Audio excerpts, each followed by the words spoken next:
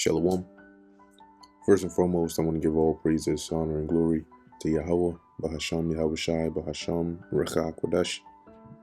Double honors to the elders and the apostles of Great Millstone, and peace and blessings to the elect. And today we're going to go into the book of Esther, second chapter, continuing from where we left off in the first chapter. Pretty much you had it ended with the decree being made, right, where due to Vashti, right, the previous queen, due to her refusing to come at the king's commandment, right, she was in other words banished, and the decree was made, right, that women ought to honor their husbands so that there wouldn't be this revolt and tension in households. Anyway, when all that was done, right, leading into Esther chapter 2, we see here, as it says, Vashti's successor sought. And then here, this is basically the introduction of Esther, right? How she makes her way, or how the Lord makes a way for her to come into the palace, right? So this is Esther chapter 2, verse 1. After these things, when the wrath of King Ahasuerus was appeased, he remembered Vashti and what she had done, and what was decreed against her. So for a period of time, as he was pissed because of what she did, hence the judgment was brought upon her. But remember, it was made law, and the law of the Medes, right, the Persians and the Medes, they don't change it or alter it. So when he remembered, right, basically he started to miss her and think about these things. It started to, you can imagine, right, that it got him a bit down.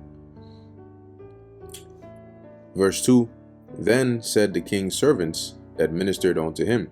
And also keep in mind, right, she was queen. So and as we're about to read in this chapter, the king, in this case, the king had many women, concubines and so on, but not every one of them was a queen. So that would have to mean that Vashti would have had to have pleased him to the point where he made her queen. So after all of that, now she's gone. So that's, you can sort of imagine how he's feeling about that. Anyway, verse 2, then said the king's servants that ministered unto him, so those that were in his court, those that attend to his needs, let there be fair young virgins sought for the king, and let the king appoint officers in all the provinces of his kingdom. So in this case, like overseers, those who'd be in charge of this task in each province. Keep in mind, each province, and I showed the image, the Achaemenid Empire. There we go. And I guess we could use really any one of these. But you see this right here? You see this whole vast region from Ethiopia to India, including all this region here. This was a part of the Persian Empire.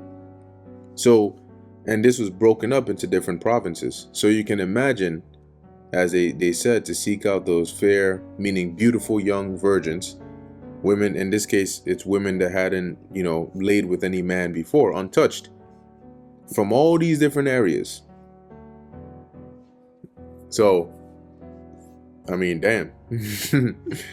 Right. But as it says here, that they should be sought for the king, and let the king appoint officers in all the provinces of his kingdom, that they may gather together all the fair young virgins onto Shushan the palace, which is over there somewhere right here. Here it's spelled Susa, but it's talking about the same place. So this is where the palace was. And they brought all the fine women from all around. Now it's not really that different, right? Because when you read in I think it's First Kings or Second Kings, one of those, when King David was about to die, what was one of the methods they used? They sought out a beautiful young virgin, I believe she was an Issacharite, and brought her to see if she would be able to arouse him, right, so he could get heat, as the scriptures put it. So in any case, continuing, it says that they may be gathered together, or that they may gather together all the fair young virgins onto Shushan the palace, to the house of the women. So today would call it a harem, right? But this was a separate, and then you can imagine it wasn't just like a 2-bedroom apartment. When it talks about the house here, it had to be like a big, huge vicinity where these women would be for a period of time before they would then go and see the king. So all these fine young virgins were brought to this house, which they called here the house of the women, onto the custody of Haggai, because as we read on down, the pronunciation or the spelling of his name is actually, I think it's Hegai or Ei. Anyway, the king's chamberlain. And most of the time, these would be eunuchs, actual physical eunuchs, meaning they would be castrated. Like they would really have their parts cut off because they were in charge of the women. And to ensure that there was nothing that would be going on over there, they would make sure that these men had their parts removed. Anyway, it says here, keeper of the women, and let their things of purification be given them. So these women would be brought to this place, and they would be provided with different oils and things needed to purify them. Verse 4, and let the maiden which pleaseth the king be queen instead of Vashti. So this was the idea or the recommendation by one of the king's servants to say, hey, you know, you're missing her now, but look, like today, you have some people where their friend goes through some breakup and they're like, look, bro, it's all good. There's a lot of, there's plenty of fish out in the sea. And sometimes what they'll do is they'll try to take them out to like a club or a bar or a party to meet someone else to take their mind off of the first chick. Well, in this case, being in this scenario, it wasn't about going to the club or going out. The king had the authority and the power to have the finest women brought to him.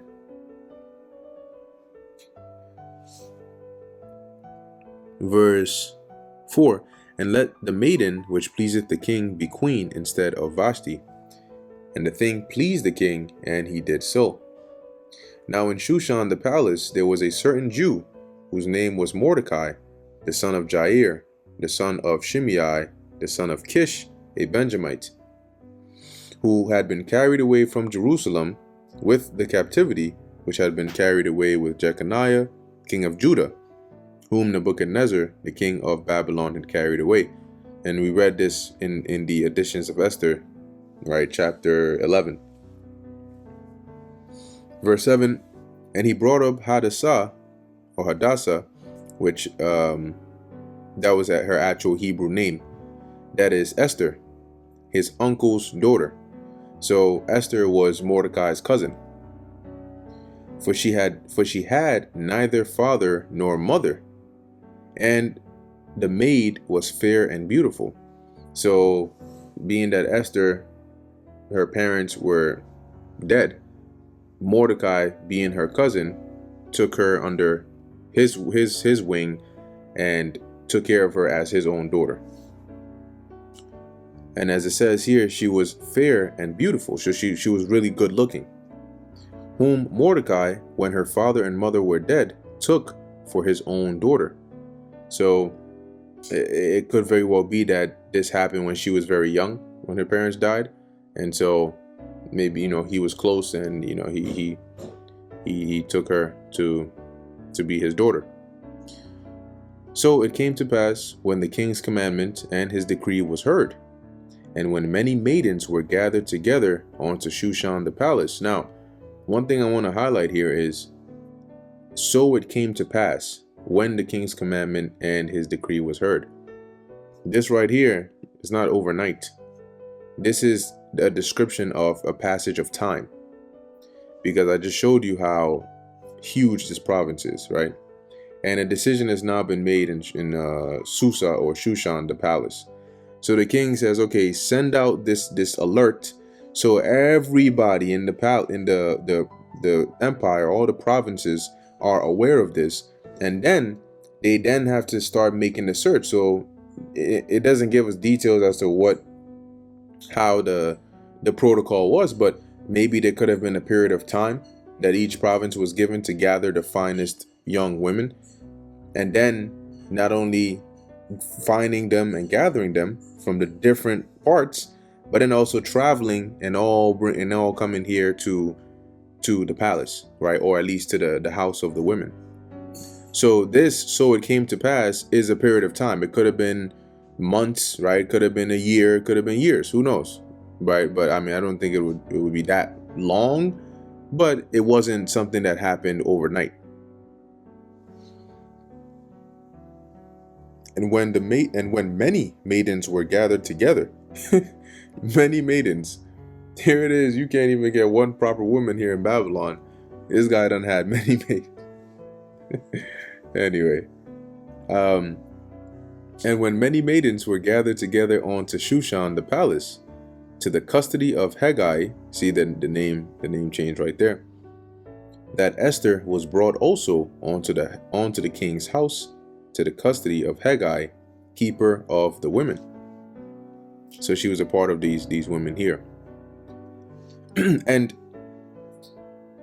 keep this in mind, that at that time, to hear something like we're looking for, this X amount of, this is just an example, right? X amount of damsels or young women that will be taken to be with the king, to be in his household, and if they please the king, then they can become the next potential queen.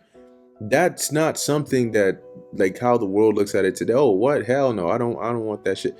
No, back then that's something that people what? A chance to be the queen? Whoa, hold on, what? To get to go to the palace? To get to be, whoa, So you would have families, right, all bringing their hey, my daughter, no, take my daughter, because remember, the in the normal sense, the father's already, now he has to deal with, if he has daughters, he has to deal with making sure they're good, but also finding a good suitor for them. And you may have had a family that may have been okay but not rich, but now there's a possibility for their daughter to become the queen. So you got to think about it from the perspective of how it would have been back then, not right now. Okay, so you know, it's not like they were breaking into people's houses and just kidnapping their daughters and then taking them over there to the palace. So where were we? Verse 9, and the maiden pleased him, this being Esther. So when she was brought there, and she met Haggai, right, the chamberlain, the one in charge, she pleased him, meaning that he took a liking to her, not in a like in a sexual way, but more in like a, this person is cool. Naturally there's some people that you just like, I like this person and I favor this person, right? So in this case, if there's anything that comes through, I'm gonna look out for them, that kind of thing. It says here, and the maiden pleased him, and she obtained kindness of him, and he speedily gave her things for purification. So we're talking about like oils, different purification items, with such things as belonged to her, and 7 maidens, which were meet to be given her out of the king's house. So not only did they get belongings, things that they would use, but they also had 7 maidens, and these would tend to their needs, basically. See, back in the ancient world, in royal households, and in some well-off households, it wouldn't be, for example, the wife is the one that's actually physically doing everything. No, you would also have maids and servants that would help, and the wife, or the mistress, right, the main woman of the house, would be in charge of them, similar to Sarah and Hagar, similar to Joseph's mother, right? Anyway, Rachel and Leah, they also had handmaids, and these were maids or servants that would serve them. So here she was given 7 out of the king's house, and he preferred her and her maids onto the best place of the house of the women. In other words, he gave them the best spot in the house. Verse 10, Esther had not shewed her people nor her kindred.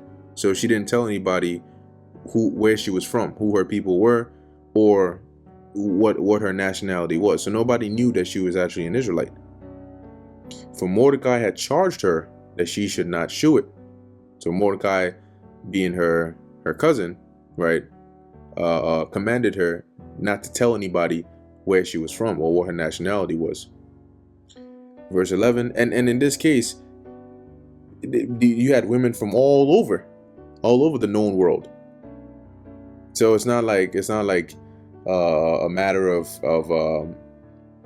people already knew that you would have women of different nationalities coming from all different areas.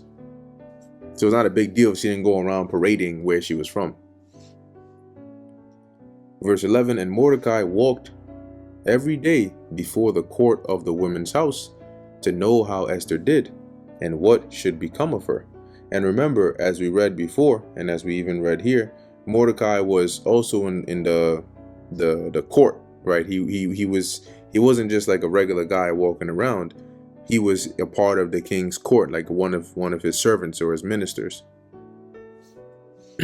So he would always walk there every day around the house where it's at to see how is Esther, is everything okay, what's going on, what's the status, what's happening.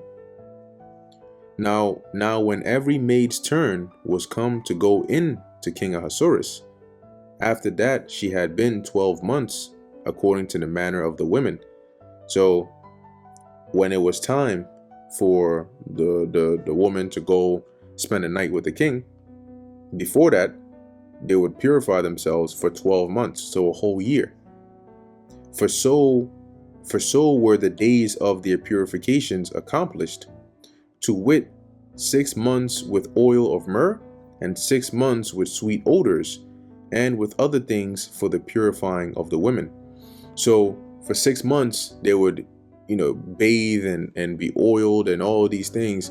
It doesn't mean they're gonna sit in a tub for 6 months. No, it means like every night or every morning, or they had some form of a routine where they would be cleaning and purifying themselves.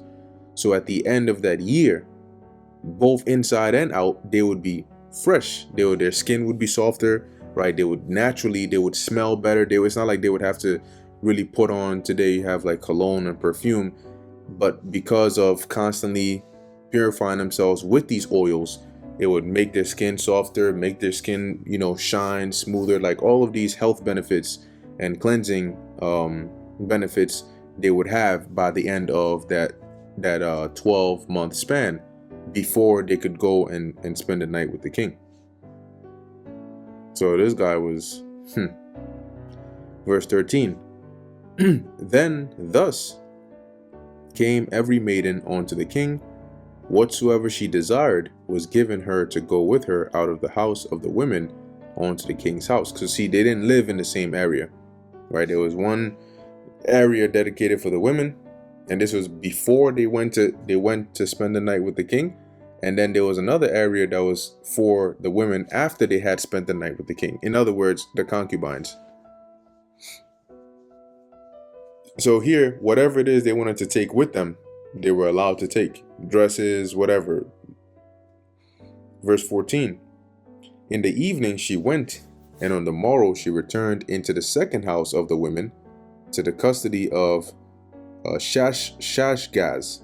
So that's the second area, like I just explained. The king's chamberlain, which kept the concubines. She came in unto the king no more, except the king delighted in her, and that she were called by name. This is talking generally about how the process would be. So the woman would go, she would spend the night with the king. After that, she would be sent to the second house, and she would stay there until she was requested. If the king requested her by name, as it says here. Verse 15.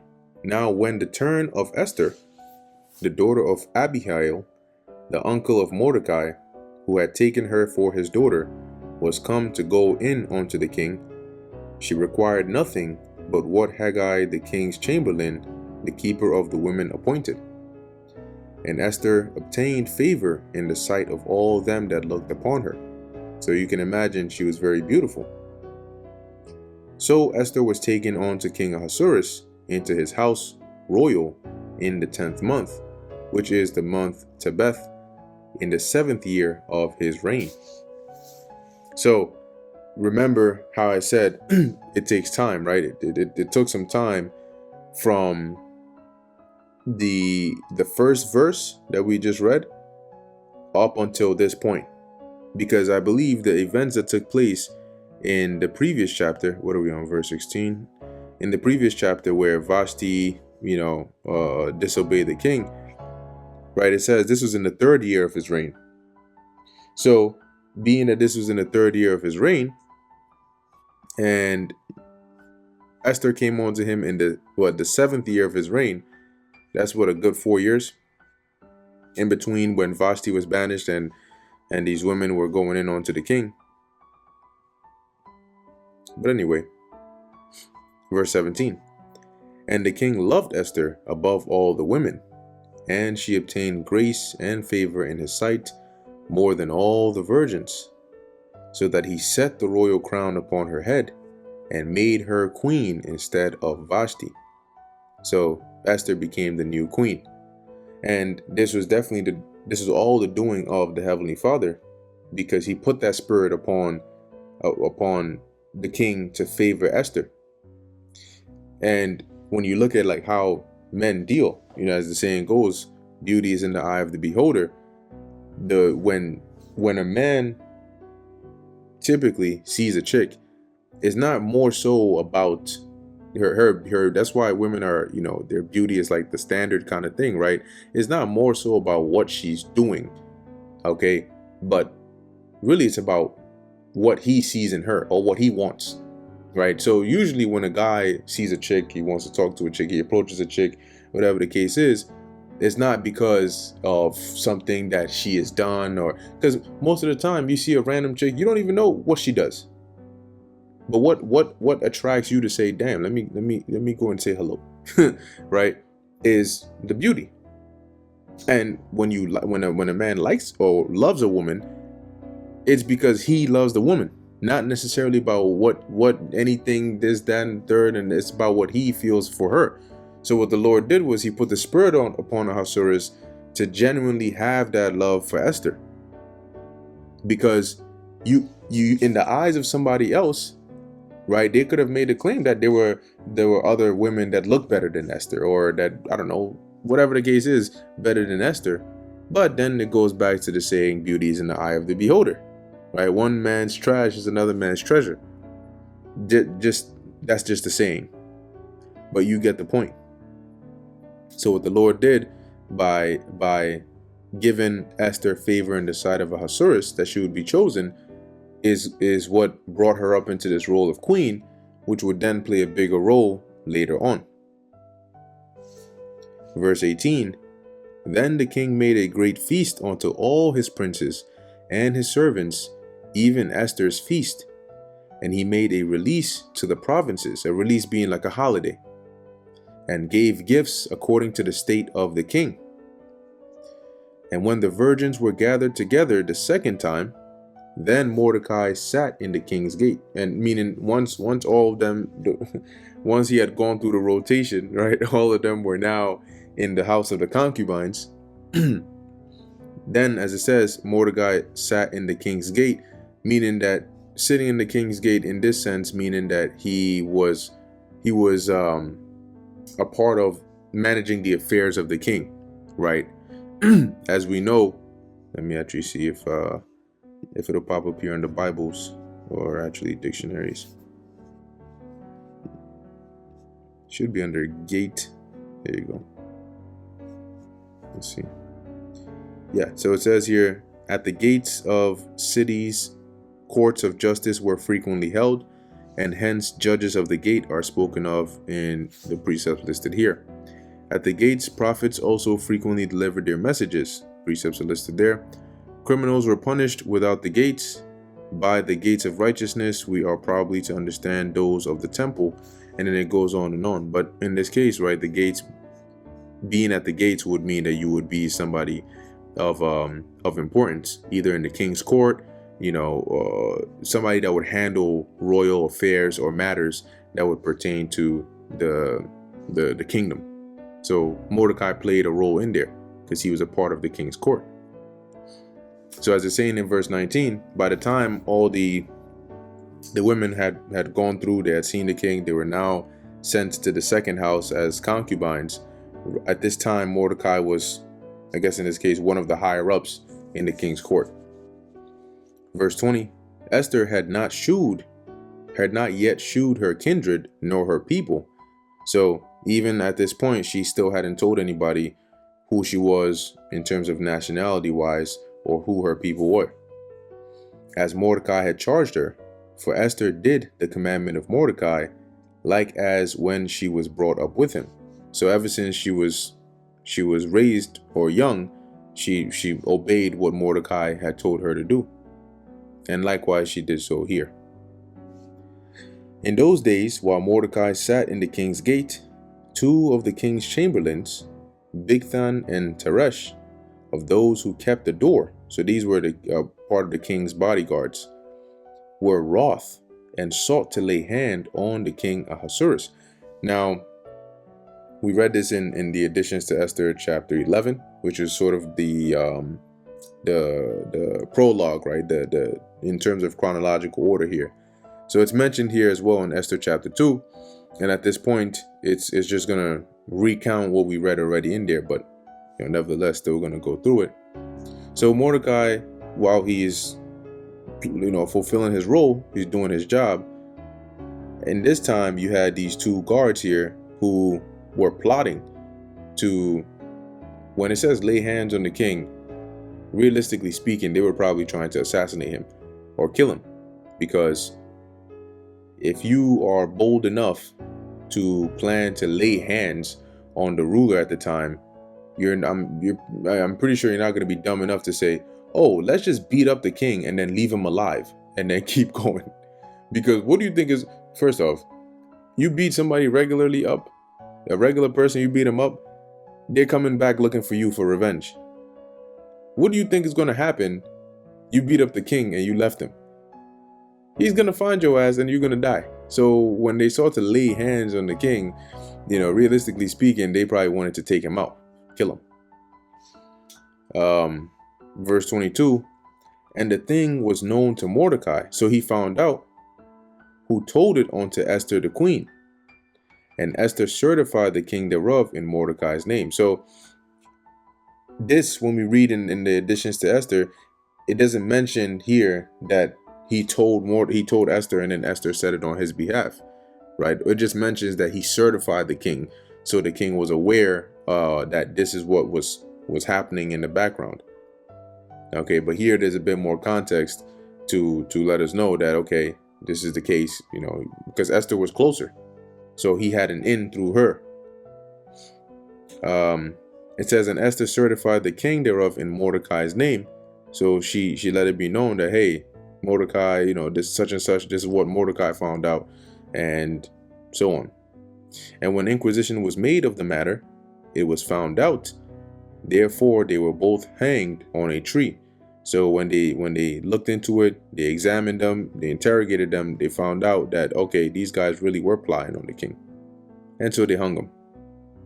And it was written in the book of the Chronicles before the king. So there was a record that was noted of this event of Mordecai saving the life of the king in the records or the Chronicles of the king.